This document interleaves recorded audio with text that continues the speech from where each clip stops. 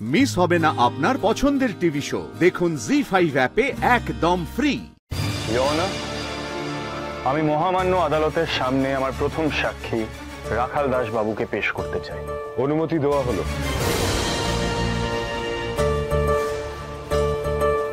যাহা বলিব সত্য বলিব, সত্য বই মিথ্যা বলিব না।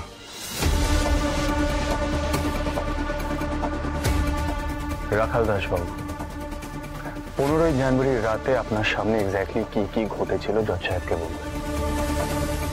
আমি সেদিন আমার দোকানেই ছিলাম। ওখানে বেশ কিছুজন লোকও ছিলেন। আমাদের সামনেই একটা গাড়ি খুব জোরে চলে যায়। ওই গাড়ির মধ্যে একটা মহিলা ছিল। আমি স্পষ্ট দেখেছিলাম ওই মহিলাটার মুখ বাঁধা ছিল। গাড়িটা এক্স্যাক্টলি কোন দিকে যাচ্ছিল রাখাল দাস বাবু? আমাদের ধানিহাটের দিকটা ইন্ডাস্ট্রিয়াল এরিয়া। ওখানে প্রচুর কারখানা, গোডাউন আছে। লাল পুকুর বলে তেমনই একটা জায়গা আছে, ওখানে প্রচুর গোডাউন আছে। ওই গোডাউনের দিকটায় গাড়িটা যায় স্যার। এক্স্যাক্টলি ইওর অনার, আমি ওই লালপুকুর এরিয়ারই একটি গোডাউনের থেকে জোনাকি বিশ্বাসকে অজ্ঞান অবস্থায় উদ্ধার করেছিলাম এবং ধানিহাট পুলিশ স্টেশনে আমি যে এফআইআরটা লজ করেছিলাম সেখানে সেটা স্পষ্ট উল্লেখ করা আছে। এবং জোনাকি বিশ্বাস ওই গোডাউনের কাছেই রঘু রায়কে নিজের চোখে দেখেছিল।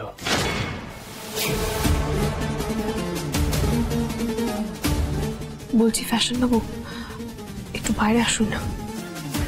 শোনো না, আমি একটু আসছি। এই কিডন্যাপিং নিয়ে আমার কোনো সমস্যা নেই।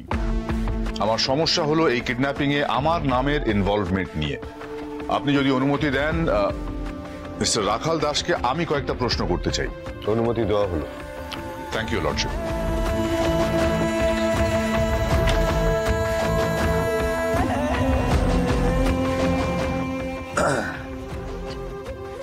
রাখাল দাস বাবু, একটু আগে আপনি বললেন আপনি একটা গাড়ি আপনার সামনে থেকে বেরিয়ে যেতে দেখেছিলেন, যার মধ্যে একটি মহিলাকে মুখ বেঁধে নিয়ে যাওয়া হচ্ছিল।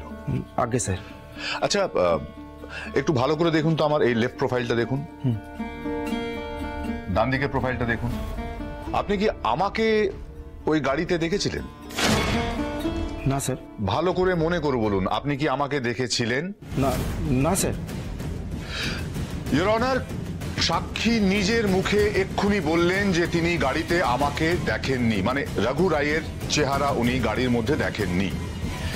তাহলে আমার একটাই প্রশ্ন আসছে, জোনাকি বিশ্বাসের কিডন্যাপিং এর কেসে আমার নাম মানে রঘু রায়ের নাম ইনভলভ হচ্ছে কি করে?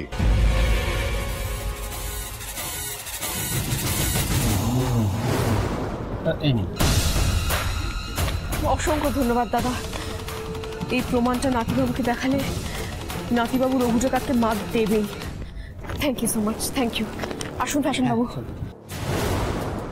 ইওর লর্ডশিপ, এই উত্তর উনি দিতে পারবেন না, কারণ এর উত্তর ওনার কাছে নেই।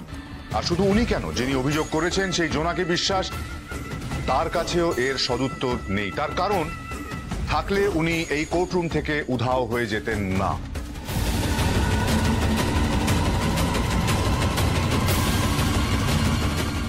জোনাকি কোথায় গেল বলো তো?